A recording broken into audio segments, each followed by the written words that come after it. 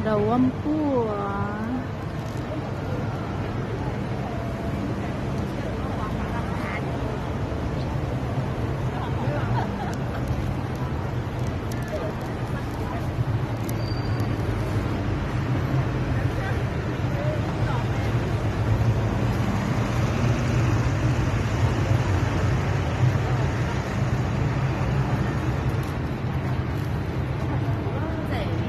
Ito yung boat na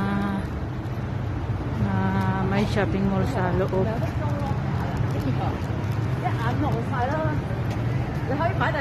Dito papapasok. Sasakay sa barko. Barko na shopping mall yan. Baka akala nyo barko na talaga. Ito yung barko.